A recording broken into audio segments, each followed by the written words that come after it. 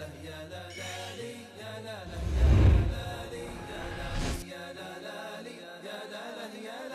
اللہ الرحمن الرحیم۔ پروگرام بات چیت کے ساتھ میں ہوں میزبان غلام نبی مدنی۔ ناظرین کرام، آج سے 9 دن کے بعد ہم جشن آزادی منانے جا رہے ہیں۔ ناظرین کرام، ہمارے ہاں ہر سال خوشی کے تہوار آتے ہیں۔ پورا پاکستان ان خوشی کے تہواروں پر خوشیاں مناتا ہے، لیکن بہت سے لوگ ایسے ہیں جو ہر سال عید پر اور دیگر جو خوشی کے تہوار ہیں ان پر خوشی نہیں منا پاتے۔ ناظرین کرام، یہ وہ لوگ ہیں جو پاکستانی ہیں، جو پاکستان کا حصہ ہیں اور جن کی محبتیں اور جن کا سب کچھ پاکستان میں ہے، لیکن اس کے باوجود یہ لوگ خوشیاں نہیں منا پاتے۔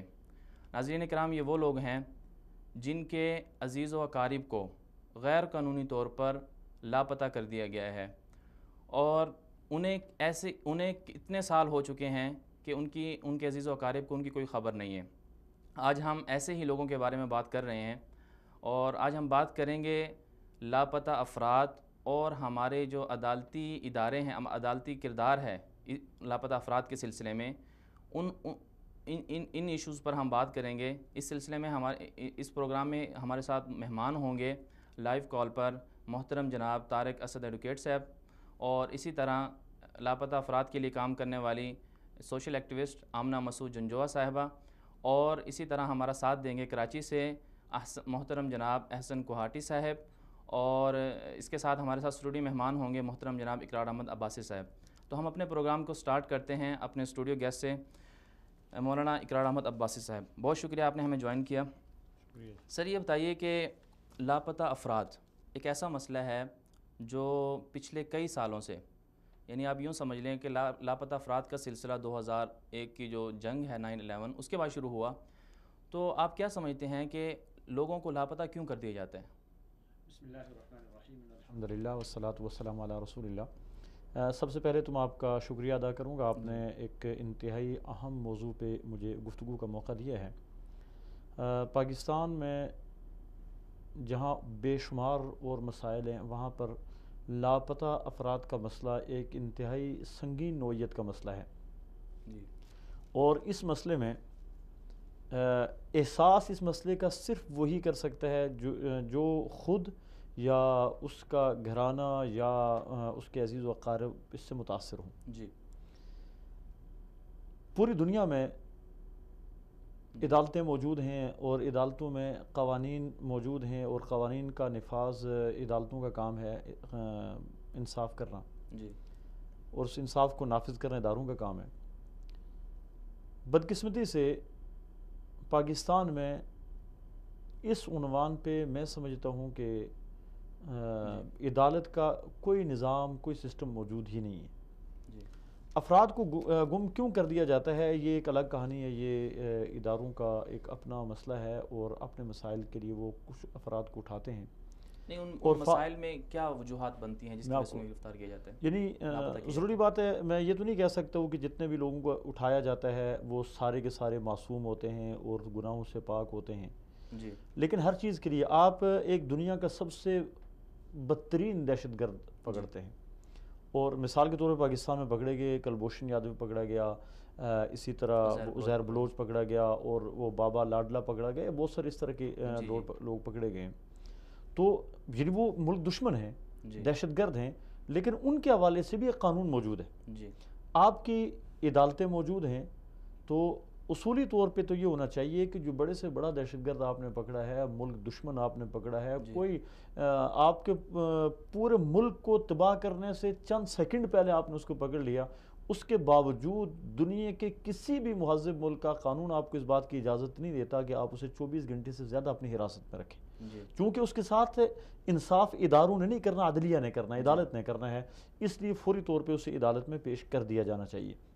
لیکن بدقسمتی سے ہمارے ہاں جو سب سے پہلے میں کہوں گا جو پولیس سسٹم ہے، اس میں جو تفتیش کا طریقہ کار ہے وہ انتہائی مضحکہ خیز ہے۔ وہاں پہ جب ایک ملزم کو پکڑ کے لے جایا جاتا ہے تو وہ سمجھتے ہیں کہ شاید ابتدائی دنوں میں یہ تفتیش میں ہمیں یہاں، بلکہ ایک چیز اور آپ کے علم میں اضافہ کروں، کچھ عدالت میں پیش کرنے سے پہلے حراست ہوتی ہے اور کچھ عدالت میں پیش کرنے کے بعد جو جوڈیشنل ریمانڈ دیا جاتا ہے یا جسمانی ریمانڈ دیا جاتا ہے.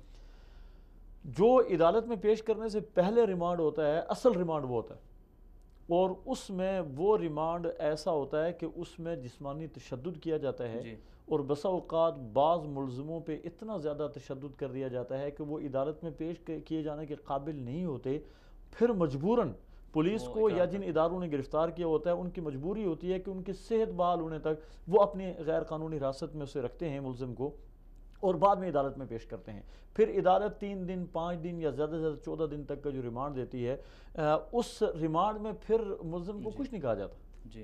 وہ عزت احترام کے ساتھ اسے رکھا جاتا ہے، یا عزت احترام کے ساتھ نہ بھی رکھیں تو کم از کم اس پہ تشدد نہیں کیا جاتا، اس لیے کہ اس کو دوبارہ ایک وقت متعین پہ عدالت میں پیش کرنا ہے، اور عدالت میں جا کے یہ بیان دیتے ہیں کہ ہم نے جسمانی تشدد اس کے اوپر کسی قسم کا نہیں کیا، صرف اپنے طریقے سے ہم نے تفتیش کی ہے. تو بنیادی طور پہ جو لوگوں کو ابتدائی طور پہ غیر قانونی حراست میں رکھا جانے کا کنسپٹ پاکستان میں آیا، وہ یہ تھا کہ تفتیش شاید مکمل نہیں ہوتی ہے. اور ہمارے ہاں تفتیش جو ہوتی ہے وہ صرف تشدد، جسمانی تشدد اور اس طرح نفسیاتی ایک پریشر بڑھا کے کیا جاتا ہے، اور اسی نفسیاتی پریشر کا ایک حصہ یہ غیر قانونی حراست بھی ہے، جس کو یعنی آپ ظلم کا نام بھی دے سکتے ہیں. غیر قانونی حراست تو بالکل واقعی ظلم ہے، لیکن اس میں کیا جن کو غیر قانونی طور پر حراست میں رکھا جاتا ہے کیا واقعی وہ ظالم ہوتے ہیں؟ دیکھیں، اس میں نے آپ سے پہلے بھی کہہ دیا کہ چاہے کوئی ظالم ہے چاہے مظلوم ہے، چاہے کوئی گناہ گار ہے چاہے کوئی بے گناہ ہے، چاہے کسی نے قتل کیا ہے، کسی نے بم دھماکہ کیا ہے، کسی نے پورا شہر اڑا دیا ہے، اس کے باوجود قانون ہر ایک کے اوپر لاگو ہوتا ہے. وہ اگر یہ عدالتیں کیوں بنی ہیں؟ عدالتیں اسی لیے بنی ہیں کہ یہ مجرموں کو سزائیں دیں گی. عدالتیں اسی لیے بنی. اس میں جو میں سمجھتا ہوں کہ بعد میں غیر قانونی حراست میں رکھے جانے کے واقعات جو بہت زیادہ بڑھ گئے، اس میں کچھ ہمارا عدالتی نظام کے سقم کا بھی عمل دخل ہے کہ بہت سارے ایسے مجرم جو واقعتاً مجرم ہیں مگر عدالت سے انہیں ریلیف مل جاتا ہے. بالکل. اور عدالتیں انہیں چھوڑ دیتی ہیں اور وہ معاشرے میں آ کے پھر اپنے جرائم میں چونکہ وہ جری ہو جاتے ہیں کہ ہمیں تو نہ پولیس کچھ کہہ سکی، نہ عدالت کچھ کہہ سکی، نہ ادارے کچھ کہہ سکے، اس لیے اور جرت کے ساتھ وہ جرائم کی دنیا میں اپنا ایک نام کماتے ہیں. اس لیے کچھ میں کہتا ہوں کہ کچھ ایسے عدالتوں سے جن مجرموں کو ریلیف ملتا ہے وہ بھی سبب بنا اس چیز کا کہ ان مجرموں کو غیر قانونی حراست میں رکھ کے ان کو اتنا تنگ کر دیا جائے کہ یہ اپنی بڑاس ان کے اوپر نکال لی. عام طور پر اصل میں جو لاپتہ افراد ہیں ان کا تعلق زیادہ تر یا تو بلوچستان سے ہے یا پھر پنجاب سے، اور لاپتہ افراد کے حوالے سے یہ سوچ پیدا ہو گئی ہے کہ ان کا تعلق یا تو مذہبی جماعتوں سے ہوتا ہے یا پھر چند ایسے لوگ ہوتے ہیں جو ملک دشمن ہوتے ہیں. تو آپ کیا سمجھتے ہیں کہ ایسے لوگوں کو یہ بات جو مشہور ہے یہ واقعی یہ بات ٹھیک ہے؟ اور کیا وہ لوگ جو مختلف ایسے کیسز ہیں جو ناحق قتل کروا دیتے ہیں، سیاسی چودراہٹ ہے، یہ اسی طرح جاگیرداری ہے، یہ اسی طرح کچھ اور باتیں ہیں، کتنے ایسے لوگ ہیں جو اس طرح کے کیسز میں جرائم میں ملوث ہیں لیکن ان کے خلاف عدالت ہاتھ نہیں اٹھاتی، لیکن جو بیچارے مجبور ہوتے ہیں ان کو لاپتہ کر دیا جاتا ہے؟ دیکھیں، پاکستان میں جو لوگوں کو غیر قانونی حراست میں رکھا جاتا ہے اس میں 3 طرح کے لوگ ہیں. ایک تو وہ لوگ ہیں جو مثال کے طور پہ ملک دشمن سرگرمیوں میں ملوث ہیں، ان میں وہ لوگ بھی موجود ہیں جو جنہوں نے فوج پہ حملے کیے، جنہوں نے پولیس پہ حملے کیے، جنہوں نے پاکستانی تنصیبات کے اوپر حملے کیے. اس طرح کے زیادہ تر واقعات بلوچستان میں ہوتے ہیں، اور بلوچستان میں پھر علیحدگی کی تحریکیں بھی چلی اور کچھ علیحدگی پسند لوگ بھی سامنے آئے کہ ہم پاکستان سے علیحدہ ہونا چاہتے ہیں. کچھ ان لوگوں کو گرفتار کیا گیا، اور یہ فوج کا بہت بڑا کارنامہ ہے کہ ان لوگوں کے اوپر ایک اچھے انداز میں قابو پایا ہمارے اداروں نے، خصوصی طور پہ اس میں فوج نے اپنا کردار ادا کیا، ہمارے رینجر نے اس میں اپنا کردار ادا کیا. دوسرا عمومی طور پہ مذہبی طبقات ہیں. ان مذہبی طبقات میں اہل سنت والجماعت کے لوگ بھی ہیں، ان میں تحریک طالبان کے لوگ بھی ہیں جو تحریک طالبان پاکستان ہے، اور ان میں کچھ لوگ ایسے بھی ہیں جو تحریک طالبان افغانستان سے تعلق رکھتے ہیں. اس کے علاوہ کچھ شیعہ کمیونٹی کے لوگ بھی ہیں جو ایرانی مفادات کے لیے کام کرتے ہیں، اور ان کو حراست میں لیا گیا. اور آپ اگر شیعہ ویب سائٹ کا وہ کریں، وزٹ کریں، تو وہاں ان کے بھی بہت سارے افراد کے نام دیے گئے ہیں کہ ان کو اداروں نے اٹھا لیا اور اداروں نے اٹھا کر غائب کر دیا ہے. ان کے خلاف وہ احتجاج بھی کرتے رہتے ہیں. تو میں سمجھتا ہوں کوئی بھی ہو، کیسے باشد کوئی بھی ہو، اس کو غیر قانونی طور پہ ملوث ہیں کچھ یعنی لوگ، ضروری باتیں اٹھایا جاتا خام خواہ، بہت کم لوگوں کو خام خواہ اٹھایا جاتا ہے، کچھ لوگوں کو شک کی بنیاد پر اٹھایا جاتا ہے. میں تو کہتا ہوں کہ اگر جس کو شک کی بنیاد پر اٹھایا ہے اس سے تفتیش ضرور کی جائے، لیکن ایک دن تفتیش کی جائے، چند گھنٹے تفتیش کی جائے. بلکہ اب چند سال پہلے، شاید 1 سال یا 2 سال ہوا، پاکستان کی قومی اسمبلی نے ایک بل پاس کیا تھا جس میں غیر قانونی حراست میں رکھے جانے کی میعاد کو بڑھا دیا گیا تھا. پہلے 24 گھنٹے ہوا کرتی تھی، اس میعاد کو بڑھا کے 90 دن کر دیا گیا تھا. اچھا یہ بتائیے کہ آپ نے ابھی تذکرہ کیا کہ زیادہ تر لوگ جو ہیں بلوچستان کے ہوتے ہیں جو علیحدگی پسند تحریکوں میں ملوث ہوتے ہیں، لیکن اس میں اگر ہم یہ دیکھیں کہ ان لوگوں کی اگر بات سنیں بلوچستان کے لوگوں کو، وہ لوگ یہ کہتے ہیں کہ ہمیں حقوق نہیں دیے گئے. تو کیا ایسے لوگوں کو سمجھانے کا یہی حل ہے کہ ہم انہیں لاپتہ کر دیں؟ اور آپ یہ بھی دیکھیں کہ بلوچستان سے جو مسخ شدہ لاشیں ہیں وہ بہت زیادہ ملتی ہیں. پچھلے سال کی رپورٹ ہے کہ تقریباً 2000 کے قریب مسخ شدہ لاشیں ملی ہیں. تو جب آپ ان کے ساتھ اتنا ظلم کریں گے تو کیا وہ آپ کے حق میں بولیں گے؟ کیا وہ آپ پر اعتماد کریں گے؟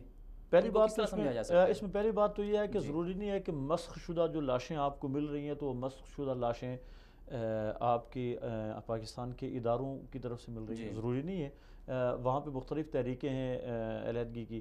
ممکن ہے کوئی ایک اٹھا کے لے جاتا ہو، کوئی دوسرا اٹھا کے لے جاتا ہو، پھر وہاں پہ بہت سارے ملک دشمن عناصر بھی سرگرم عمل ہے. ممکن ہے اس تحریک کو جان دینے کے لیے وہ اداروں کو بدنام کرنے کے لیے بھی ایسا کرتے ہوں. جو پاکستانی تنصیب کو اڑا سکتے ہیں، جو پاکستانی حکومت کے اندر ایک نئی حکومت کا خواب دیکھ سکتے ہیں، وہ تو کچھ بھی کر سکتے ہیں. وہ انسان کو ڈھال کے طور پہ بھی استعمال کر سکتے ہیں، وہ انسان کو اس کی لاش کو مسخ کر کے بھی اپنے مقاصد کے استعمال کر سکتے ہیں.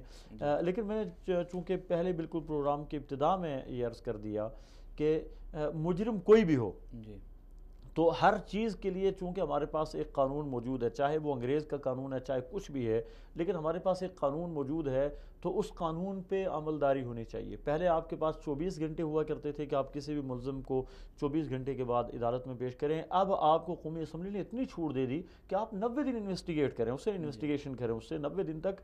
میں سمجھتا ہوں کہ پاکستانی جو ادارے ہیں یا پاکستانی پولیس ہے، اس میں کوئی بڑے سے بڑا مجرم اور مضبوط سے مضبوط ترین جسامت کا مالک اگر ان کے حوالے کر دیا جائے تو 24 گھنٹے کے بعد اس کے پاس کچھ بھی نہیں رہتا. جی بالکل. وہ اس کی یہ ممکن ہی نہیں ہے کہ وہ پاکستانی پولیس کے ہاتھے چڑھ جائے یا پاکستانی اداروں کے ہاتھے چڑھ جائے اور 24 گھنٹے میں اپنے پاس کچھ بچا کر رکھ لے.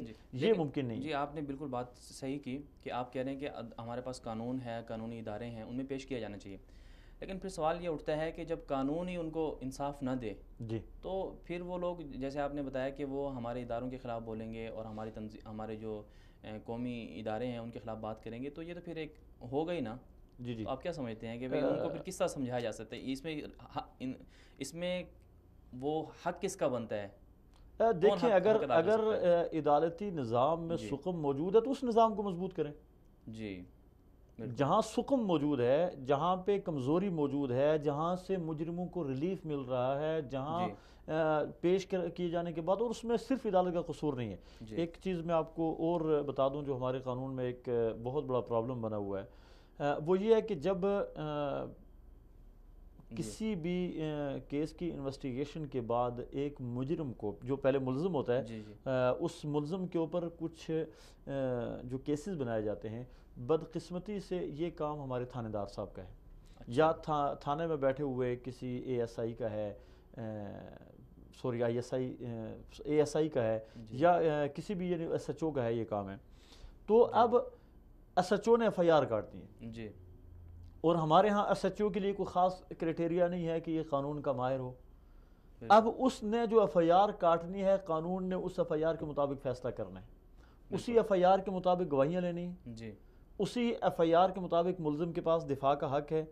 اسی ایف آئی آر پہ اس کے اوپر جو دفعات لگائی گئی ہیں، عدالت نے انہی دفعات کو دیکھنا ہے اور انہی دفعات کے اوپر ٹرائل کورٹ میں بحث ہونی ہے. اگر وہاں ملزم کو سزا ملتی ہے یا ملزم بری ہو جاتا ہے، ملزم کے خلاف اپیل کورٹ میں جاتے ہیں، ہائی کورٹ میں، یا ملزم خود اپنی سزا کے خلاف ہائی کورٹ میں جاتا ہے، تو وہاں پہ دوبارہ ٹرائل نہیں ہوتا، وہاں پہ تو فیصلے پہ بحث ہوتی ہے، صرف فیصلے میں فلاں سقم موجود ہے. ہمارے ساتھ مہمان ہیں کال پر، تو اس کے بعد آپ کے پاس آتے ہیں. جی احسن کوارٹی صاحب، بہت شکریہ آپ نے ہمیں جوائن کیا. جی جی احسن کوہاٹی صاحب، آپ کراچی کی صورتحال سے اور سندھ کی صورتحال سے واقف ہیں، اور آپ انویسٹیگیشن رپورٹر بھی ہیں اور مختلف اخبارات سے آپ کا تعلق بھی ہے۔ آپ یہ بتائیے گا کہ ایک سندھ کے اندر لوگوں کو لاپتہ کیوں کیا جاتا ہے؟ کیا وہ واقعی قصوروار ہوتے ہیں یا انہیں ناحق لاپتہ کر دیا جاتا ہے؟ سادگی سے اور دوسرے آسانی سے آپ نے ایک سوال پوچھا ہے، اسی سادگی اور اسی آسانی سے کوئی جواب بھی دے سکتے ہیں۔ یہ وہ دکھ کی رگ ہے معاشرے کی، اور اس وقت ہماری جسے آپ نے ہاتھ رکھی ہے۔ تقریباً بتایا جاتا ہے کہ 17 سیاسی کارکن لاپتہ ہوئے ہیں، اور ہمارے پاس کوئی عدد و شمار کا اور بھی ذریعہ تو نہیں ہے۔ ایس ایس سی کی رپورٹ کے مطابق 2016 میں 400 سے زیادہ لوگ لاپتہ ہوئے تھے۔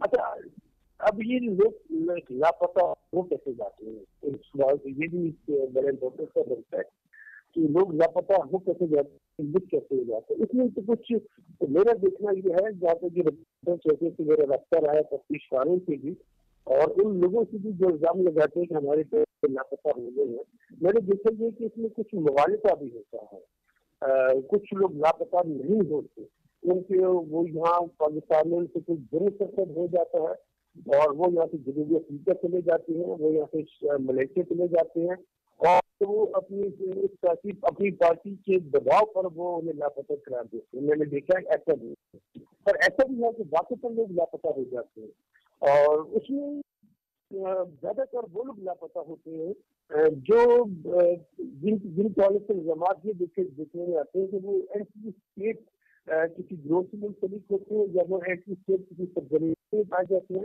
وہ ریاست کے خلاف جذبات بھڑکانے میں پائے جاتے ہیں۔ کیونکہ ہم نے دیکھا کہ ایسی بھی ایکسرسائز ہے۔ اس میں ایک بڑا پہلی چیز یہ ہے کہ کمزور تفتیش، یعنی جو تفتیش کار ہوتے ہیں وہ ان کے پاس کسی شخص کو کسی الزام کو ان کے پاس انٹیلیجنس کی رپورٹ آتی ہے، وہ جن کو پک کرتے ہیں، اپنے پاس حراست میں لیتے ہیں، اس کو لے آتے ہیں، وہ تفتیش کرتے ہیں تو وہ بہت کچھ قبول کر لیتا ہے، لیکن وہ شواہد حاصل نہیں کر پاتے۔ پھر کمزور تفتیش کے ساتھ وہ انہیں عدالت میں پروڈیوس کرتے ہیں، اور وہاں پر دوسرا مرحلہ کمزور اشتہارات کا آ جاتا ہے، اور پھر ہماری پولیسوں کا سلسلہ لوگ جانتے ہیں ہماری پولیس کس طرح سے کام کر رہی ہوتی ہے، تو وہ کیس وہاں پر بھی ہار جاتے ہیں۔ وہ تو یہ ہے کہ یہاں پر کراچی ہم نے دیکھا ہمارے عدالتی نظام کیسا ہے۔ وکیل صاحب آپ کے پاس ہے، وہ بہت بڑے پلیٹ فارم پہ وہ وکالت کرتے ہیں، بڑے وکیلوں میں جانتے ہیں کہ عدالت میں سزائیں دینے کا شرح ہمارے پاس کیا ہے۔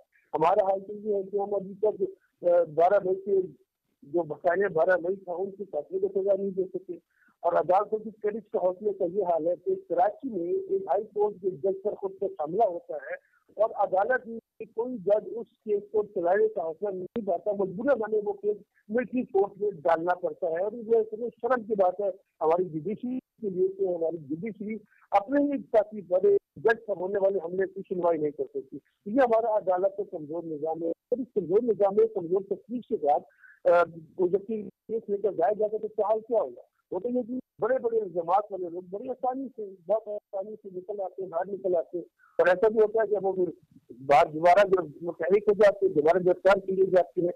یہ وہ سچائیاں ہیں، وہ حقائق ہے جن سے انکار ممکن نہیں ہے۔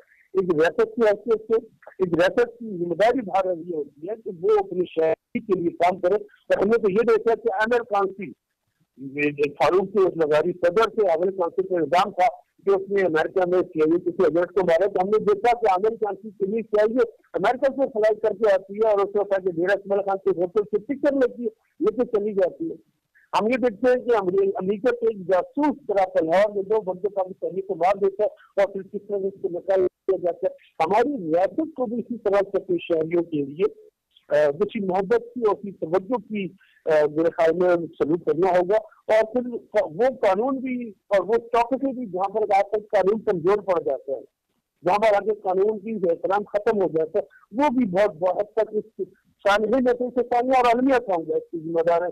کیونکہ اگر ایک شخص لاپتہ ہوتا ہے تو وہ صرف ایک شخص لاپتہ نہیں ہوتا، اس کی پوری فیملی، اس کا پورا خاندان سفر کرنا ہوتا ہے۔ اس کی ماں کے میں نے آپ کو دیکھتے ہیں یہ تصویریں لے کے میرے پاس آتی رہتی ہے، مجھ سے بات کرتی رہتی ہے کہ اس بعد میں خبر چلا دے، یہ بتائیے گا احسن صاحب، یہ بتائیے گا کہ سندھ میں لاپتہ افراد کی رہائی کے لیے کس سطح پر کام کیا جا رہا ہے؟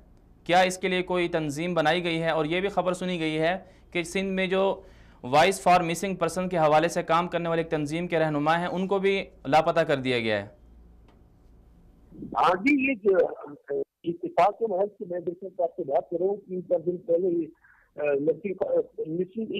این جی او تھی ساریوں نام سے ایک صاحب اس کو رن کرتے تھے، اور حیدرآباد سے انہیں پتہ چلا ہے کہ ان کے ساتھ وہ کلیم یہ ہے کہ ان کے الزام یہ ہے کہ ہمارے ساتھی بنل ساریے کو ایک 777 کار میں کچھ لوگ آئے اور اسے انہیں باہر سے لے کر چلے گئے۔ ان کا کہنا یہ ہے، اور ان کا بھی کہنے کے مطابق وہ ابھی نہ پتا ہے، ان کو کچھ پتہ نہیں چل رہا۔ سب اس طرح کی کچھ این جی او جو کام کر رہی ہے، اور لیکن وہ کس حد تک وہ کامیاب ہوئی ہے اس بارے میں کچھ کہا نہیں جا سکتا۔ ایس ایف سی پی ہے وہ کام کر رہی ہے، لیکن ایس ایف سی پی بالکل ایک ڈیلیبریٹ ذہنیت کے ساتھ کام کر رہی ہوتی ہے، اور وہ میں نہیں سمجھتا کہ جانبداری کے ساتھ کسی چیز کو دیکھ پاتی ہے۔ اس کے جب ہمیشہ یہ چیزیں ہوتی ہیں کہ یہ مذہبی لوگ ہیں، یہ لبرل لوگ ہیں، وہ آپ لگا کے دیکھ رہی ہوتی ہے۔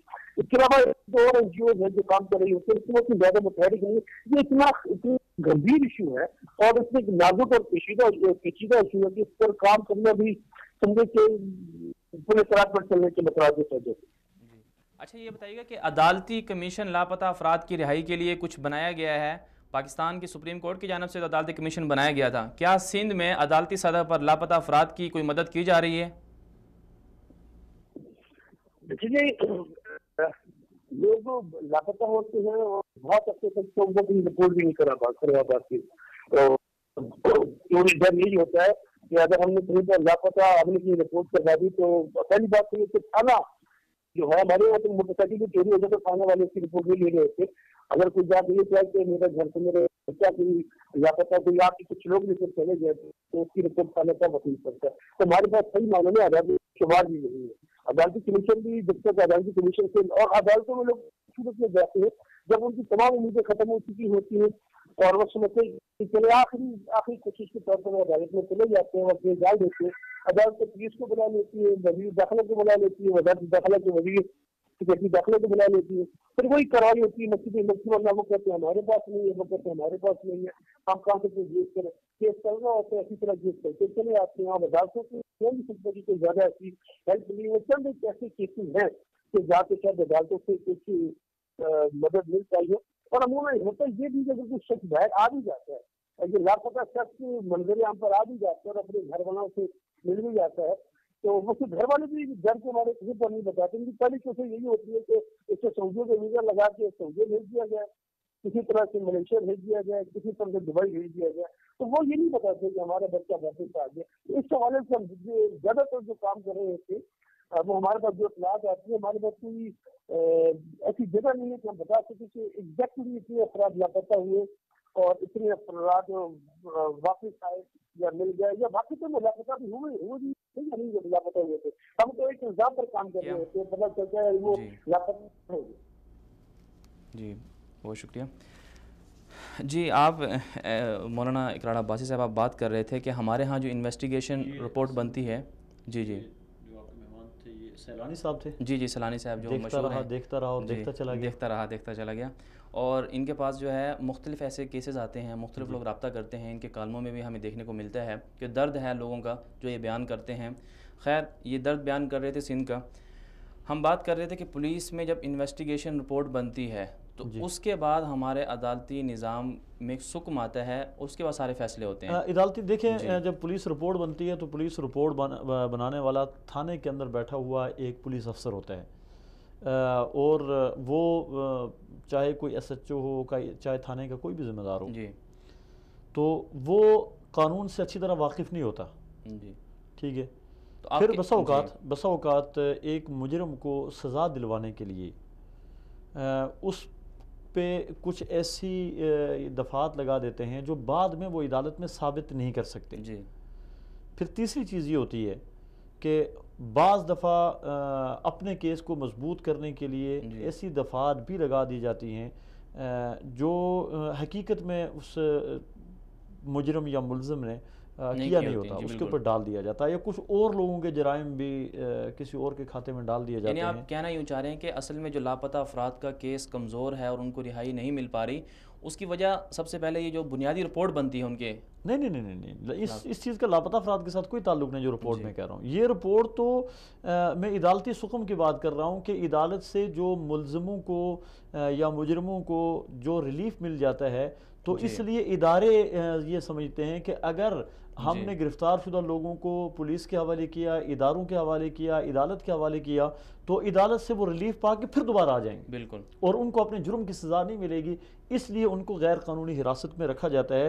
اور عدالتی سکم میں جو پرابلم ہے یعنی جو عدالتیں چھوڑ دیتی ہیں وہ اس کی ایک بنیادی وجہ یہ ہے کہ عدالتوں میں جو رپورٹ جاتی ہے، ایف آئی آر جاتی ہے، فرسٹ انفارمیشن رپورٹ جو ہے وہ جاتی ہے تو اس رپورٹ میں بھی کمزوری ہوتی ہے. اس کے بعد جو کیس کا چالان تیار کیا جاتا ہے اس چالان میں بھی کمزوریاں ہوتی ہیں.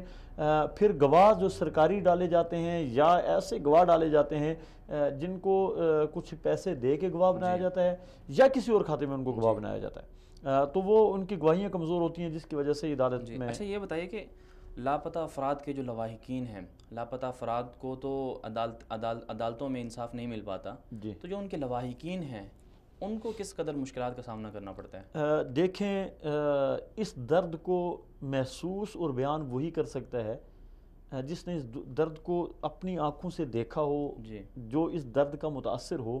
صحیح معنوں میں اس کی عکاسی وہی کر سکتا ہے. بالکل. ایک حدیث مبارکہ میرے ذہن میں آئی، رسول اللہ صلی اللہ علیہ وسلم کی ایک حدیث ہے، من عزا ثقلا کسی بردن فی الجنہ، کہ جس نے گمشدہ ماں کے یعنی گمشدہ بچے کی ماں کو تسلی دی قیامت کے دن اسے جوڑا پہنایا جائے گا. اب رسول اللہ صلی اللہ علیہ وسلم تو امت کے نبض شناس تھے. آپ سمجھتے تھے کہ ایک ماں جس کے بچے کو لاپتہ کر دیا گیا، جس کا بچہ اس سے گم ہو گیا، تو اس کا احساس وہ ماں ہی کر سکتی ہے، وہ الفاظ میں نہیں بیان کر سکتے. کہ اس کو صرف تسلی دینے والے کو اس بات کا علم ہے کہ میرے تسلی دینے سے اس کا بیٹا مل نہیں جائے گا، لیکن وہ یہ نہیں جانتا کہ اس کے تسلی کے الفاظ اس کی ماں کے اوپر کیا اثرات مرتب کریں گے، اس کا کتنا حوصلہ بڑھ جائے گا اس کی تسلی دینے سے. کہ آپ صلی اللہ علیہ وسلم نے صرف تسلی پہ جنت میں جوڑا پہنائے جانے کی خوشخبری آپ صلی اللہ علیہ وسلم نے سنا دی. تو میں سمجھتا ہوں کہ گمشدہ جو لوگ ہوتے ہیں وہ خود ان کے لیے تو ایک مسئلہ، ایک پرابلم ہوتا ہی ہے، لیکن ان کے جو لواحقین ہوتے ہیں وہ ہر روز زندہ ہوتے ہیں اور ہر روز مرتے ہیں. اچھا اس پہ بات کرتے ہیں، معذرت ہمارے ساتھ کال پر مہمان ہیں تو ان کے بعد آپ کے پاس آتے ہیں. بہت شکریہ. جی السلام علیکم محترم طارق اسد صاحب.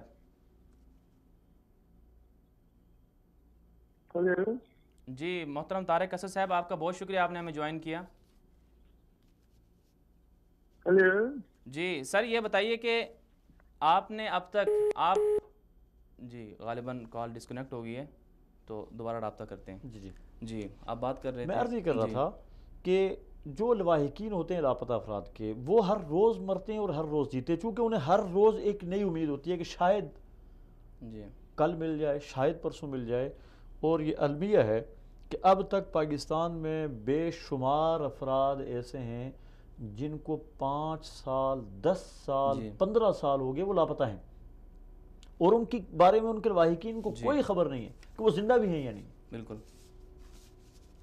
تو میں سمجھتا ہوں کہ لواحقین کے لیے ایک بہت بڑا یہ پرابلم ہوتا ہے اور لواحقین بہت سارے مسائل کا شکار ہوتے ہیں. اور اس میں ایک چیز اور بھی ہوتی ہے، بسا اوقات اگر لواحقین بھاگ دوڑ کی کوشش کرتے ہیں تو جس طرح آپ نے یہ سیلانی صاحب کے ساتھ گفتگو میں ایک حوالہ دیا کہ سندھ میں اس عنوان پہ کام کرنے والے ایک صاحب تھے، ان کو بھی لاپتہ کر دیا گیا.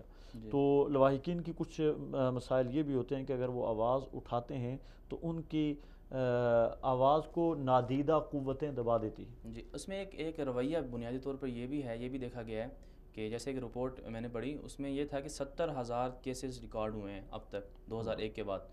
تو ان میں سے بہت سے لوگ ایسے بھی ہیں کہ جن کے افراد لاپتہ ہو جاتے ہیں، عزیز و اقارب لاپتہ ہو جاتے ہیں، لیکن وہ اس ڈر سے کہ کہیں ہم پر مزید کوئی مشکل نہ آ جائے تو وہ اداروں سے رابطہ نہیں کرتے. آتی ہے مشکلات. دیکھیں آپ کچھ ماضی کا ریکارڈ اٹھا کر دیکھ لیں کہ پہل جو ہے وہ سپریم کورٹ کے سامنے ہے یا پارلیمنٹ ہاؤس کے سامنے ہے یا مختلف جگہوں پہ مظاہرے ہوا کرتے تھے اور لواحقین جو ہے وہ آتے تھے اور بچوں نے پلے کارڈ اٹھائے ہوتے تھے، لیکن اب کسی میں یہ جرت نہیں ہے. اور اس کی وجہ کیا ہے کہ اخبارات میں آپ نے تصویر جی دیکھی ہوں گی کہ اس کے لیے آنے والے لوگوں کو بسا اوقات مارا گیا، روڈوں کے اوپر گھسیٹا گیا، ان لوگوں کو اٹھا کر غائب کر دیا گیا، جی اور ان کے بارے میں پھر بعد میں کوئی پتہ نہ چلا۔ اب ایک گھر سے ایک فرد کو لاپتہ کر دیا گیا، اور اس کے بعد اس کے لواحقین احتجاج کے لیے آتے ہیں تو لواحقین کو بھی اٹھا لیا جاتا ہے، حتیٰ کہ عورتوں تک کو بھی اٹھا جی لیا جاتا ہے، تو کوئی بھی میدان میں نہیں آئے گا۔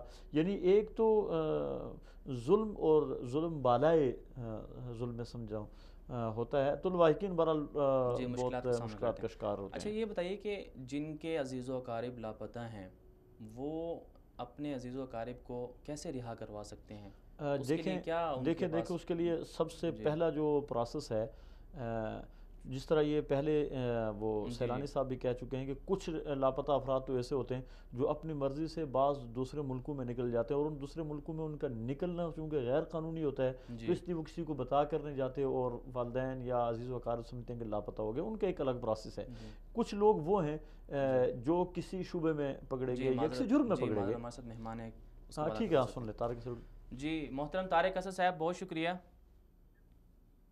جی جی جی، جی السلام علیکم۔ جی وعلیکم السلام۔ سر یہ بتائیے گا کہ آپ نے سپریم کورٹ میں اور مختلف جگہ پر لاپتہ افراد کے حوالے سے کام کیا ہے، آپ کیا سمجھتے ہیں کہ لوگوں کو لاپتہ کیوں کیا جاتا ہے اور پھر اس کے بعد ان کو رہا کیوں نہیں کیا جاتا؟ کیا مشکلات ان کو درپیش آتی ہیں؟ دیکھیے آپ نے بہت ہی بہت حساس سوال یہ پوچھا ہے، جی اور میں بات کرنے میں کبھی بھی کوئی مسئلہ سے کام نہیں لیتا۔ جی میں اس سے لاپتہ افراد ہونا یا مسنگ پرسن کی ٹرم بھی استعمال کرنا، ہمیشہ میں نے ہائی کورٹ میں بھی، سپریم کورٹ میں بھی اس پہ اعتراض کیا ہے، اس لیے کہ یہ لوگ جی اغوا شدہ اور اغوا کرنے والوں کا بھی ہمیں علم ہوتا ہے، ہم ان کے خلاف میں کھڑے بھی ہوتے ہیں، ان کے خلاف کیس بھی لڑتے ہیں، لیکن یہ ایک اتنا بڑا ظلم ہے کہ یہ ایسا ملک جہاں پر رول آف لا ہے، جہاں پر بہت ہی ڈیولپڈ کانسٹیٹیوشن ہے، اسلامک اسٹیٹ ہے، اور جہاں پر رول آف لا کی حاکمیت ہے، ایسے ملک میں ماورائے قانون کسی بے گناہ لوگوں کو اٹھا لینا اور ان کو مہینوں، سالوں، اور پھر سالوں کے بعد ان کا کہیں پولیس مقابلہ بنا کر مار دینا، قتل کر دینا، یہ اتنا بڑا ظلم ہو رہا ہے پاکستان میں کہ میں کبھی بھی مصلحت سے کام نہیں لیتا، مفاہمت سے کام نہیں لیتا، میں کھل کے بات کرتا ہوں، اور ان پر اتنا ظلم کیا جاتا ہے کہ میں یقین سے کہتا ہوں کہ گوانتانامو اور ابو غریب کی جیلیں بھی وہاں ان کا تشدد دیکھ کر شرمندہ ہو جائیں گی۔ جی میں ایک جس کو اٹھایا جاتا ہے اور کبھی کبھی ان کو چھوڑ دیا جاتا ہے، کبھی کبھی میں عدالت سے، سپریم کورٹ سے کچھ اس قسم کا ریلیف حاصل کر لیتا ہوں، کسی طریقے سے ہو جاتا ہے، اور ان سے جب مجھے پتہ چلتا ہے جس طریقے سے ان پہ تشدد ہوتا ہے تو میں کہتا ہوں کہ انسانیت اس پہ شرمندہ ہو جائے کہ یہ ملک اسلامی ملک ہے اور اپنے مسلمان۔ جی سر یہ بتائیے گا کہ جی، یہ سپریم کون کورٹ، لوگ ہوتے ہیں آپ کا؟ جی سر یہ بتائیے گا کہ جی سپریم کورٹ نے لاپتہ افراد کے حوالے سے کمیشن بنایا، تو اس کمیشن سے کتنے لوگوں کو ریلیف ملا اور اب تک اس کی کیا کارکردگی کیا ہے؟ دیکھیے میں یہ بھی سپریم کورٹ میں بھی یہ بات کرتا ہوں، پچھلی تاریخ پر یہ بات ہوئی کہ بلکہ اسما جہانگیر وہ اس قسم کی نہیں ہے، تو اس قسم کے کیسز کو لے کسی مسجد کی بنا پہ وہ کیسز کر رہی تھی، اور اس نے کہا کہ جی ہماری ایکسیس نہیں ہوتی، جو بیچارے مظلوم ہیں ان کی کمیشن میں ایکسیس نہیں ہوتی۔ میں نے کہا جناب اس میں ایکسیس ہونا یا نہ ہونا ایک برابر ہے، یہ کوئی ایسا فورم نہیں ہے کہ اس کا حکم ہو کوئی اور وہ حکم بائننگ ہو، یہ ایک انکوائری کمیشن ہے۔ میں سمجھتا ہوں کہ انکوائری کمیشن کی اس انکوائری کے پروسیس میں اگر کسی کو چھوڑ دیا جاتا ہے تو وہ اگر انکوائری کمیشن نہ بھی ہوتا تو اس کو انہیں چھوڑنا تھا، یہ کہیں ایسا نہیں میں سمجھتا کہ انکوائری کمیشن کی وجہ سے کسی کو چھوڑا گیا ہو، یہ سپریم کورٹ کی وجہ سے بہت سے لوگوں کو، کئی لوگوں کو ضرور ملا، لیکن آپ یقین کریں کہ چودھری افتخار کے ریٹائر ہونے کے بعد اس سپریم کورٹ نے بالکل ایک بھی ہیئرنگ نہیں کی۔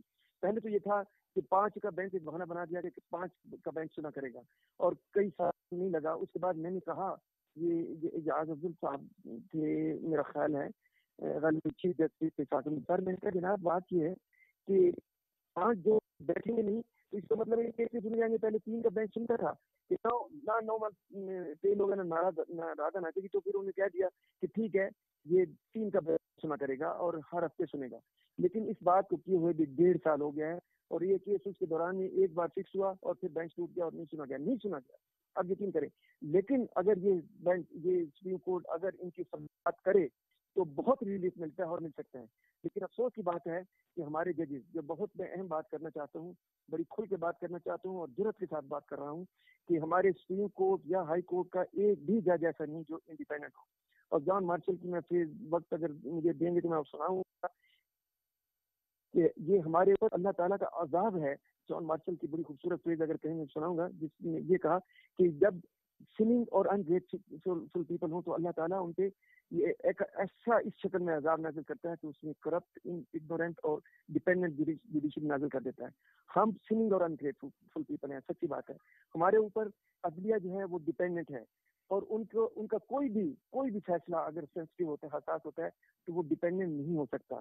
اب کچھ جب جرات کرنے لگتے ہیں تو ان کو پھر حکم آ جاتا ہے کہ بس اس کے بعد آپ نہیں کریں گے، یا تو اس کیس کو بند کر دیں، یا جنگ کر دیں، یا ریلیز نہ دیں. تو یہ ہماری صورتحال ہے. یہ لوگ بیچارے مظلوم ہوتے ہیں. اب یقین کریں کہ یہ مدرسہ کے طلبہ ہوتے ہیں یا مدرسہ کے جو اساتذہ ہوتے ہیں، اور ان کی صرف کارروائی بنانے کے لیے ان کو اٹھا لیا جاتا ہے. یا یہ ہو سکتا ہے کہ وہاں کہیں مسجد میں نماز پڑھنے کوئی ایسا شخص آیا ہو جو مشکوک ہو، اور اس سے ان کا رابطہ ہوا اور فون نمبر ایک دوسرے کا ایکسچینج کیا ہو اور فون کیا ہو، تو اس کی بنا پہ تو اس کا اسے کوئی تعلق اٹھا لیا جاتا ہے. لیکن میں نے اکثریت ایسی دیکھی ہے، میں نے بہت سے لوگوں کو کے کیس بھی لڑے ہیں، ان میں اکثریت ایسی ہے کہ صرف ان کا گناہ یہ ہے کہ انہوں نے قرآن اور سنت کی تعلیم حاصل کی ہے، وہ مفتی ہیں، درس نظامی پاس کیا ہے یا تخصص پاس کیا ہے، اور یا وہ پڑھا رہے ہیں یا پڑھ رہے ہیں.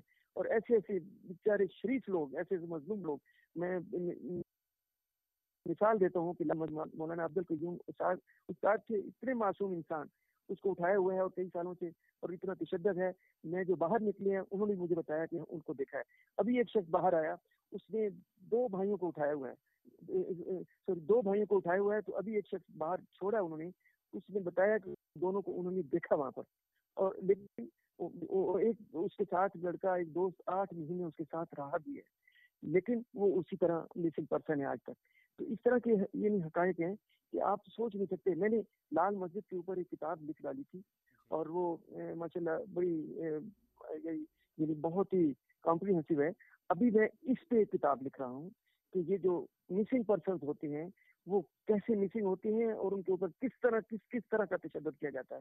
یہ انشاءاللہ میں کتاب بہت بڑی نہیں، 200-250 صفحے کی کتاب لکھ رہا ہوں، اور میں یہ پوری دنیا کو دکھاؤں گا کہ یہاں ہمارے ملک کے لوگ جو ہیں ڈاکٹر عافیہ کا رونا ہوتے ہیں.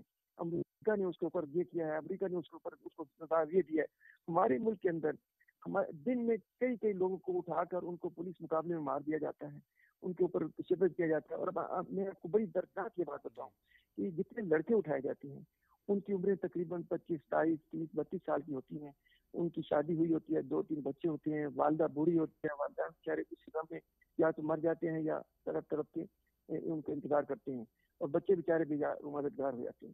اس ملک میں یہ سمجھ میں نہیں آتا کہ یہ ISI اور آرم فورسز کو اس کا الزام نہیں دیتا. وہ بہت اہم ادارے ہیں اور ہمارے ملک کی سالمیت کے لیے، اس کی حفاظت کے لیے بہت ہی وہ رول ادا کرتے ہیں. لیکن اس میں افراد کچھ ایسے گھس گئے ہوئے ہیں کہ جو اپنی کارروائی دکھانے کے لیے، اپنے نمبر ٹانکنے کے لیے، وہ اس قسم کے بے گناہ لوگوں کو اٹھا لیتے ہیں، اور وہ ان پہ تشدد کیے جاتے ہیں، اور ان کو دہشت گرد کا نام دے دیا جاتا ہے، جبکہ وہ معصوم لوگ ہیں. یقینی طور پر کوئی اگر ایسا شخص ہو تو اس کا دکھا ہو سکتا ہے. لیکن جی سر، یہ بتائیے گا کہ جن لوگوں کو لاپتہ کیا جاتا ہے، کیا وہ صرف مذہبی لوگ ہوتے ہیں یا ملک دشمن جن کے اوپر لیبل لگایا جاتا ہے؟ تو کیا ایسے لوگ بھی ہوتے ہیں جیسے بلوچستان کے علاقے کے لوگ ہیں، بلوچستان سے کچھ لوگ ایسے لاپتہ ہوئے ہیں جن کے بارے میں کہا جاتا ہے کہ وہ ملک دشمنی میں ملوث ہیں؟ کیا آپ سمجھتے ہیں کہ ایسے جن لوگوں کو لاپتہ کیا جاتا ہے وہ ایسے جرائم میں ملوث ہوتے ہیں؟ دیکھیے، میں جن کا زیادہ ذکر کر رہا ہوں وہ لوگ ہیں جو مذہبی ہیں، صرف مذہبی لوگ ہیں. اور مذہبی بھی ان کا مسلک اہل سنت والجماعت ہیں، صرف یہ. دوسرے مسلک کے کوئی لوگ نہیں اٹھائے جاتے. پھر اس کے علاوہ یہ ہے کہ بلوچستان میں کچھ ایسے واقعات ہیں کہ وہ دشمنی کی بنا پہ، آپ کو معلوم ہی ہے کہ بلوچستان میں لبریشن آرمی بھی رہی، تو اس طرح کی انڈیپینڈنس کے لیے بھی کوشش کی جاتی ہے. کچھ اس طرح بھی ہے کہ جو ملک دشمن ہے، اگر ان کو بھی اٹھایا جاتا ہے تو ان کا ٹرائل ہونا چاہیے. یہ مسنگ کر دینا اور یہ مسنگ کہنا، مسنگ تو وہ ہوتا ہے بیچارہ جو بچہ جیسے لاپتہ ہو جاتا ہے. یہ مسنگ کیا ہے؟ یہ تو اغوا شدہ لوگ ہیں، اغوا کرتے ہیں. یہ اغوا برائے تاوان بھی نہیں ہے، یہ برائے ظلم ہے، برائے تشدد ہے، برائے یہ دکھانے کے لیے کہ مدرسوں کو چھوڑو، مسجدوں کو چھوڑو اور تم لوگ اپنی داڑیاں صاف کرا دو، یہی ہو سکتا ہے نا. جی لیکن یہ ایک بہت بڑا ظلم ہے، اور یہ تمام جو کچھ ہو رہا ہے ماورائے قانون ہو رہا ہے، اور اس کا ذمہ دار میں اپنے چیف جسٹس کو دیتا ہوں. اور ظاہر ہے کہ اگر چیف جسٹس ایک ایماندار اور جرأت مند ہو تو جی یہ یقینی طور پر انہیں انصاف ملے. ہائی جی کورٹ کے ججز بالکل ہی نہ ہونے کے برابر ہیں. سپریم جی کورٹ کی کچھ کم از کم جوریسڈکشن ہوتی ہے، ان سے کچھ تھوڑا بہت ڈرتے ہیں، لیکن ان میں ہمت اور جرأت نہیں ہے. جرأت اور ہمت کا جی فقدان ہے، اور انڈیپینڈنٹ سوال نہیں. اور وہ ان کے بھی گھروں میں جو پیسے جاتے ہیں، یہاں پر جی ملک ریاض ایک بہت بڑا مافیا ہے. 70-80% جو مجھے پتہ چلا ہے، 70-80% گھروں میں ملک ریاض کا پیسہ جاتا ہے. یہاں پر کوئی ایک مافیا نہیں ہے جناب. یہاں پر تو یہ ملک جو ہے اتنا خوبصورت ملک ہے، اس کے اندر اتنا جی خوبصورت آئین ہے، قانون اتنا ماشاءاللہ اتنا ڈیولپڈ ہے کہ اگر یہ صرف یہ ادارے، یہ لوگ، بلکہ ایک شخص اگر سپریم کورٹ کا ایک چیف جسٹس صحیح ہو جائے، اور وہ صحیح نہیں، آج بھی نہیں ہے، کل بھی نہیں تھا، پچھلے بھی نہیں تھے. چودھری افتخار وہ بالکل انڈیپینڈنٹ نہیں تھا، لیکن پھر بھی وہ کچھ نہ کچھ کر گیا اور کچھ جی کرتا تھا. لیکن یہ لوگ تو کیسز کو لگاتے ہی نہیں. آج جی لال مسجد کے کیس کو، میری کانسٹیٹیوشن پیٹیشن بھی اور سو موٹو کیس بھی 10 سال سے اوپر ایسا ہو گیا جولائی میں، ابھی تک اس کیس کی سماعت نہیں ہوتی. ایک بار ایک تاریخ ہوتی ہے، 1.5-2 سال اس کے بعد لگتا نہیں ہے، اور ارلی ہیئرنگ جی کی ہم درخواستیں دے کے چل جاتے ہیں. اور یہ جو مسنگ پرسنس کے کیس ہیں، ان کا بھی یہی حال ہے. ان پہ تو جی اتنا دکھ ہوتا ہے، سمجھ میں نہیں آتا کہ یہ اتنا وقت ضائع کرتے ہیں. ابھی آپ نے دیکھا پاناما لیکس میں خود بھی پیٹیشنر تھا، جی ظہیر جمالی نے کتنا وقت ضائع کیا. میں نے ٹی وی جی چینل پہ کہا کہ اسے ریکوری کرنی چاہیے، کہ اس نے بیکار سپریم کورٹ کا وقت ضائع کیا، اور جی اتنا بجٹ اس میں ضائع. تو جی یہ ہمارے جی سب سے ذمہ دار جی جو سر، ہیں، یہ بتائیے ہماری گا کہ عدلیہ ہے. جی سر، آخری سوال آپ سے.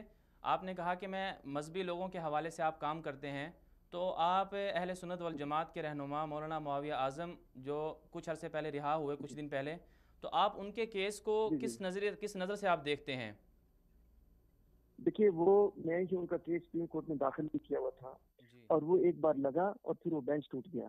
اس جی کا کیس لگ جاتا تو میں ان کا حشر کر کے رکھ دیتا اس بینچ کا بھی، جی اس لیے کہ اس کو خالی اکیلا نہیں اٹھایا گیا تھا. جی اس کے ساتھ ارشد کمبوج جہاں پہ وہ مہمان ٹھہرے ہوئے تھے، اس کو بھی اٹھایا گیا ہوا تھا. اور وہ سب کچھ سامنے تھا کہ 40-50 لوگ آئے اور ان کو بتا بھی دیا کہ ہم کون ہیں. اور اس کے بعد ارشد کمبوج کو چھوڑ دیا. ارشد کمبوج کا گواہ تھا کہ ہاں یہ انہوں نے ہی اٹھایا ہوا تھا. تو اس لیے اس میں کاؤنٹر ٹیررسٹ ڈپارٹمنٹ نے، تو انہوں نے اٹھایا ہوا تھا، اور انہیں صاف بتایا ہوا تھا، اور انہیں پتا تھا، اور وہ گواہ تھا. اس پہ تو سپریم کورٹ میں آتا تو انہیں خوف تھا کہ سپریم کورٹ میں تو میں وکیل ہوں، میں نے خواب سے کسی بھی بات کرنی ہے اور دلیل کرنا ہے میں نے. اس لیے اس کو مولانا معاویہ کو چھوڑا گیا ہے، کیونکہ اس کا کیس ظاہر ہے. جب یہ پتہ چل جاتا ہے، میرے علم میں بات آ جاتی ہے کہ میرے پاس کوئی ثبوت ہے.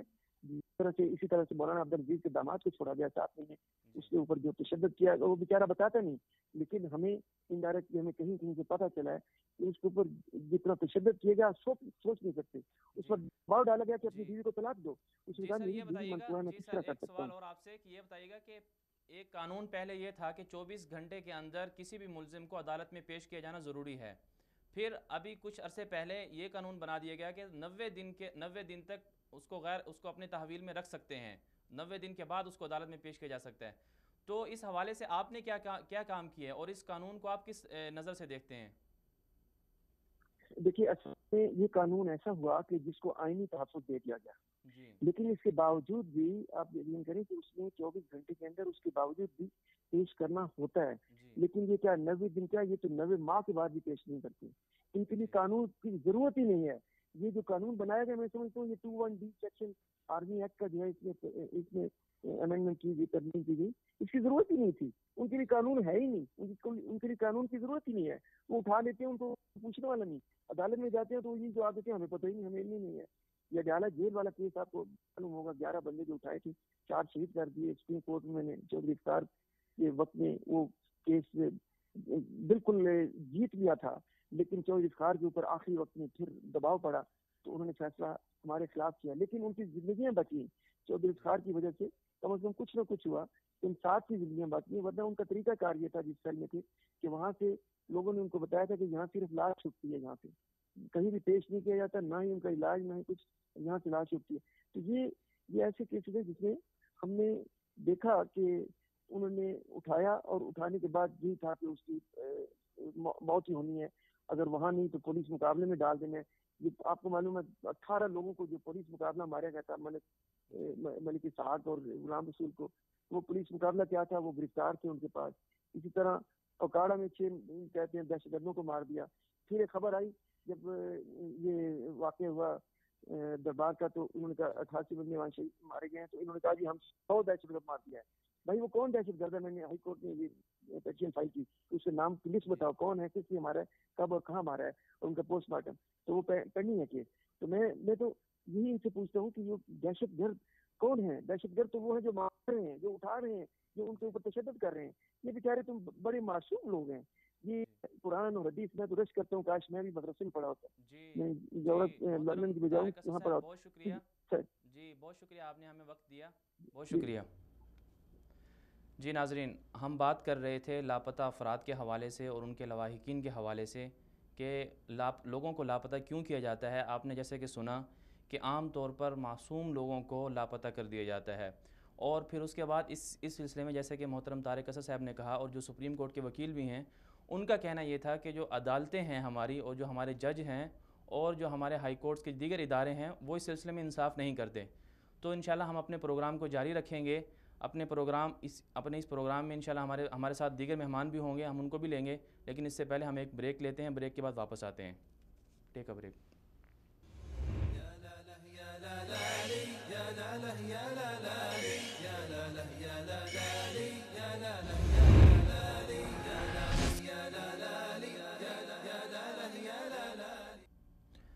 ویلکم بیک ناظرین. ہم بات کر رہے تھے آج لاپتہ افراد کے حوالے سے اور ان کے لواحقین کو جو مشکلات درپیش آتی ہیں اس حوالے سے. ہمارے ساتھ مہمانوں نے جوائن کیا اور اپنے تجزیات انہوں نے پیش کیے، اور ہمارے ساتھ انشاءاللہ جو پروگرام کے بقیہ حصے میں مہمان ہمیں جوائن کریں گے. تو ہم ابھی اپنے پروگرام کو جاری رکھتے ہیں اپنے اسٹوڈیو مہمان کے ساتھ. جی مولانا اکرام عباسی صاحب، آپ یہ بتائیے کہ جو لاپتہ افراد ہیں، تو ہم نے ان کے مسائل کا ذکر کیا، جو ان کے مشکلات جو آتی ہیں اس حوالے سے بھی ہم نے تذکرہ کیا. تو آپ یہ بتائیے کہ لاپتہ افراد اپنے لواحقین، جو لواحقین ہیں ان کے، وہ اپنے لاپتہ افراد کو کیسے رہا کروا سکتے ہیں؟ دیکھیں میں اس پہ بات کر ہی رہا تھا کہ آپ نے درمیان میں طارق اسد ایڈوکیٹ صاحب کی گفتگو لے لی، اور میں سمجھتا ہوں کہ ان کی جو گفتگو تھی وہ ہمارے پورے پروگرام کا ایک لب لباب یا خلاصہ ہو سکتا ہے. اور انہوں نے لاپتہ افراد کا میرے خیال میں کہا کہ اس اصطلاح کو ٹھیک کر لیا جائے، لاپتہ نہیں بلکہ اغوا شدہ. معذرت، یہاں پر ایک اور مہمان ہے ہمارے ساتھ، انشاءاللہ بعد میں آتے ہیں. جی محترمہ آمنہ مسعود جنجوہ صاحبہ، بہت شکریہ آپ نے ہمیں جوائن کیا.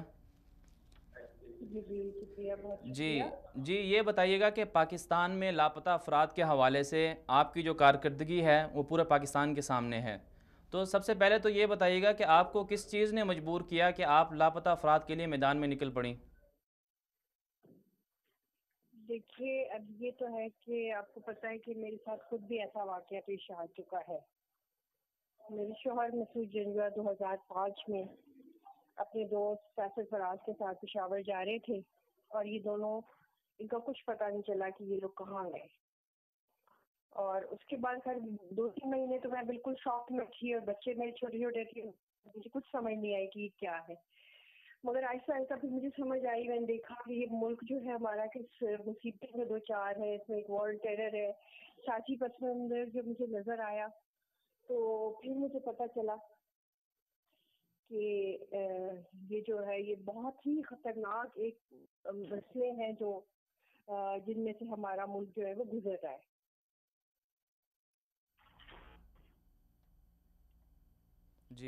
جی آپ یہ بتائیے گا کہ آپ نے اس حوالے سے، جیسے آپ نے بھی تذکرہ کیا کہ آپ کے شوہر کو لاپتہ کر دیا گیا، اس کے بعد آپ نے تنظیم بنائی، تو اب تک جو آپ کی تنظیم ہے اس سے کتنے لوگوں کو ریلیف ملا اور کتنے لوگ رہا ہوئے؟ جی اس وقت میں نے جب اس کے سپریم کورٹ نے استدعا کی اور گھر میں مظاہروں کا سلسلہ شروع ہوا، اور جب مظاہرے شروع کیے تو میں نے پورے 3 مہینے تک میں لگاتار وہاں پہ مظاہرے کرتی رہی. اور اس کے بعد جا کے تقریباً کچھ لوگ جو ہیں وہ رہا ہونے شروع ہوئے. اور اب یہ کہ تقریباً 2500 میرے پاس کیسز موجود ہیں، جن میں سے 900 کیسز جو ہے وہ حل ہو چکے، یعنی کہ وہ رہا ہو چکے ہیں. تو میں یہ سمجھتی ہوں کہ کچھ اچھی، یہ بہت اچھی پروگریس ہے. بہت سارے ایسے ملک ہیں جہاں پہ میں نے دیکھا ہے کہ وہ ان کے جو ڈسپیئرڈ ہیں کبھی بھی واپس نہیں آتے اور ان کی صرف لاشیں ہی ملتی ہیں. مگر یہاں پر لوگ زندہ واپس بھی آتے ہیں اور پھر ان کے آج کے بعد ایک نارمل زندگی بھی گزارتے ہیں. تو یہ اس تحریک کی بدولت ہی ہو سکا. اور اس میں مسنگ پرسنز کے لاپتہ افراد کے خاندانوں کی مائیں، بہنیں، بیٹیاں، انہوں نے بہت زیادہ ہمت اور جرأت سے کام لیا. اور بتائیے گا انہوں کہ نے جب عدلیہ سپریم کی کورٹ نے مہم جو چلی، کمیشن بنایا تھا، کیا لاپتہ افراد کے حوالے سے اس کمیشن نے بھی آپ کے ساتھ تعاون کیا؟ جی اس کمیشن کا کام تو صرف جیسے کہ ہے کہ پورے ملک سے ایک لائن میں لگے ہیں. آپ خود سوچیں کہ اگر کسی کیس کی دوسری دفعہ باری جو ہے وہ 6 مہینے بعد آ رہی ہے یا 1 سال بعد آ رہی ہے، تو اس میں انصاف کی تنصیب کی کتنی رفتار کتنی سست ہوگی. اور دوسری طرف جو کمپلینٹس ہیں یا جو ان کی اٹھائے جانے کی رفتار ہے وہ اس سے بہت زیادہ تیز ہے. تو اس لیے یہ ایک ایسا میکینزم ہے کہ جس کو کہتے ہیں کہ جس مسئلے کو حل نہ کرنا ہو تو اس کے لیے کمیشن بنا دیے جاتے ہیں. ٹھیک ہے، اس کی کچھ لوگ رہا بھی ہو رہے ہیں، جو ٹریس بھی ہو رہے ہیں، مگر اب چونکہ انٹرنمنٹ سینٹرز بن رہے ہیں جو کہ ٹرائبل علاقہ جات میں ہیں، وہاں پر بہت انسانی سلوک ہوتا ہے. اور وہ کیس کرنے کے بعد وہاں پر لے آتے ہیں اور وہاں سے کبھی بھی وہ لوگ زندہ رہا نہیں ہوتے، بلکہ وہیں پر وہ کوئی پرسرار بیماریوں سے اور اچانک سے ان کی لاش جو ہے وہ لواحقین کو دے دی جاتی ہے. جی جی اچھا یہ بتائیے گا کہ جی یہ بتائیے گا کہ جو لاپتہ افراد ہیں ان کے لواحقین اپنے عزیز و اقارب کو کس طرح رہا کروا سکتے ہیں؟ جو آپ کی تنظیم ہے کیا اس کے تھرو اپنے لواحقین کو رہا کروایا جا سکتا ہے، بازیاب کروایا جا سکتا ہے، یا اس کے علاوہ کوئی اور بھی طریقہ ہے؟ دیکھیں اس میں بھی خود ایک مظلوم عورت ہی ہوں. میں بھی ابھی تک اپنے شوہر کو بازیاب نہیں کرا سکی. تو ہم بھی جدوجہد کرتے ہیں. میں کوئی کسی کو کوئی گارنٹی نہیں دیتی. میں صرف یہی کہتی ہوں کہ میں آپ کا دکھ بانٹوں گی، میں آپ کے لیے جو کر سکوں گی کروں گی. اور میں ان کے لیے عدالت جاتی ہوں سپریم کورٹ میں. میں خود ان کو بحیثیت لائر فائٹ کرتی ہوں. صرف سپریم کورٹ میں میرے اس وقت 800 کیسز ہیں، جو کہ ایک بہت بڑی تعداد ہے. میرے خیال میں کسی بڑے سے بڑے وکیل نے بھی اتنے زیادہ کیسز نہیں فائٹ کیے ہوں گے سپریم کورٹ. اور اس کے علاوہ بے شمار کیسز ہیں جو کہ ہائی کورٹس میں ہیں. مگر جو ہمیں رزلٹ ملا ہے وہ عدالتوں سے زیادہ ہمیں رزلٹ ملا ہے اپنی کیمپیں، اپنے مظاہروں، اپنی ریلیاں نکالنے اور دن اور رات کے ڈے نائٹ کیمپس نکالنے. اس میں جب ہم بیٹھے 2.5 مہینے ہم بیٹھے تو اس کے بعد کم از کم 100-200 لوگ جو ہیں وہ اپنے گھروں کو واپس آئے. شکریہ محترمہ، ہمارے پاس وقت کی کمی ہے. بہت شکریہ آپ نے ہمیں جوائن کیا. Thank you. جی اقرار عباسی صاحب، ہمارے پاس وقت بہت مختصر ہے. آپ کیا پیغام دینا چاہتے ہیں ایسے لواحقین کو کہ جن کے عزیز و اقارب لاپتہ ہیں؟ دیکھیں مختصر وقت میں تو یہی کہوں گا کہ سب سے پہلے کوشش یہ کریں کہ خدا نخواستہ اگر لواحقین یا اگر کوئی بندہ لاپتہ ہو جاتا ہے تو اس کے لیے فرسٹ ٹائم اپنے تھانے میں اس کی گمشدگی کی رپورٹ ضرور درج کروائیں. اور اگر کوئی آپ کو اس میں پیچیدگی ہے تو اس میں آپ اثر و رسوخ استعمال کریں، لیکن فوری طور پہ وہاں پہ اس کی گمشدگی کی رپورٹ ضرور کروائیں. ابتدائی رپورٹ یہ جتنا جلدی ممکن ہو سکے کریں.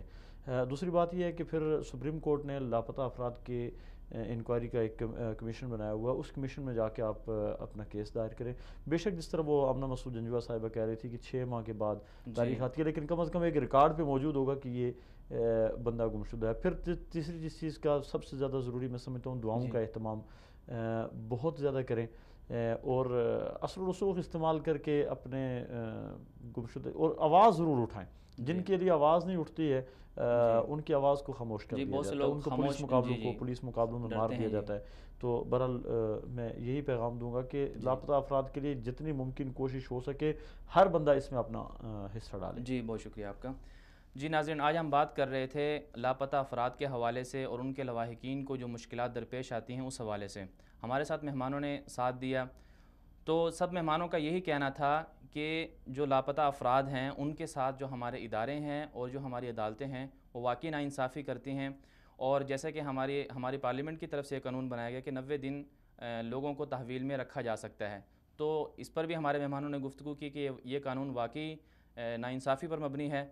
تو ہم کہنا یہ چاہتے ہیں، پیغام یہ دینا چاہتے ہیں کہ جو بھی لاپتہ افراد ہیں، ان کے جو لواحقین ہیں، ان کو کم از کم آواز ضرور اٹھانی چاہیے، اور کسی چیز کے خوف کی بنا، خوف کیے بغیر آگے میدان میں آنا چاہیے، کیونکہ اپنے حق کے لیے لڑنا اور انصاف کے لیے جد و جہد کرنا یہ ایک ایسا عمل ہے کہ جس سے معاشرے میں امن و سلامتی پیدا ہو سکتی ہے۔ اگر ہم میں سے ہر بندہ یہ سوچ کر بیٹھ جائے گا کہ اگر میں نے اپنی آواز اٹھائی تو میری آواز کو دبا دیا جائے گا اور ہم پر مصائب نازل ہو جائیں گے، تو اس سے ہمارا معاشرہ نہیں سدھرے گا۔ معاشرے کو سدھارنے کے لیے ایک ہی طریقہ ہمارے پاس ہے کہ ہم آگے نکلیں، میدان میں آئیں، اور چاہے وہ آپ کے اپنے عزیز ہو، چاہے وہ کوئی اور ہو، جو بھی مظلوم ہو، اس کے لیے ہم سب مل کر آواز اٹھائیں۔ جب ہم سب مل کر آواز اٹھائیں گے تو ہمارا معاشرہ بھی ترقی کرے گا، امن پائے گا اور سلامتی کا گہوارہ بنے گا۔ تو انشاءاللہ انہی باتوں کے ساتھ اگلے پروگرام میں ملتے ہیں۔ اگلے پروگرام تک کے لیے اجازت دیجیے۔ اللہ حافظ۔